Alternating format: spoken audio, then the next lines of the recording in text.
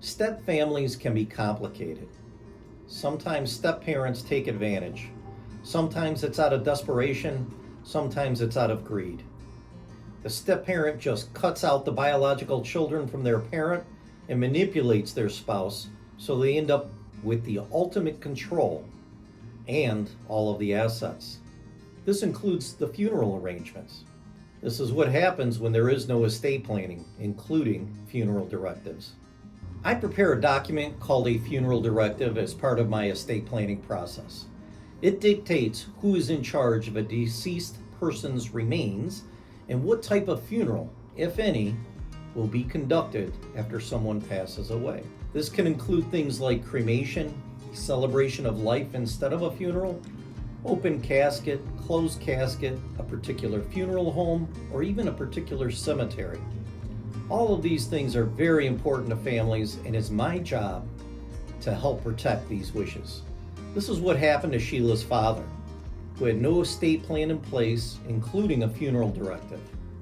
Sheila's mother passed away. Her father remarried. Sheila's father got sick and began having mental issues. The stepmother contacted his financial advisor, who mailed a form to change the beneficiary. Sheila's father signed the form not knowing what it was. Then he died. At this point, we went to probate court to set aside the beneficiary form. We ended up settling because we had little evidence of Sheila's father's mental awareness at the time he signed. However, what really upset Sheila was that her stepmother insisted that Sheila's father be buried next to the stepmother in Livingston County instead of Sheila's mother in Oakland County. In fact, the stepmother intended for her first husband to be on one side and Sheila's father to be on the other.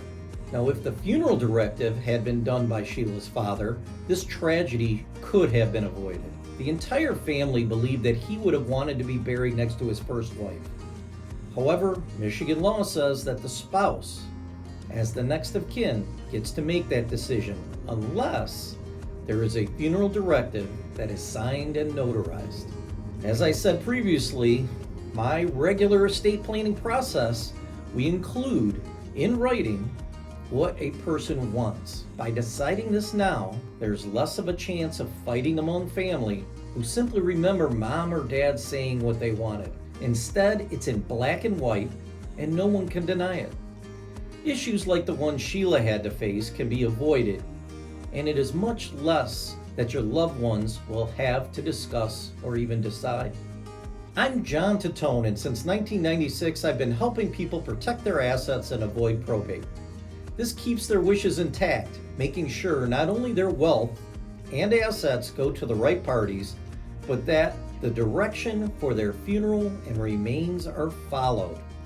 Ultimately, having an estate plan, including a will and a funeral directive, is what protects your family. Be the hero of your family and take the first step to avoid this type of nightmare.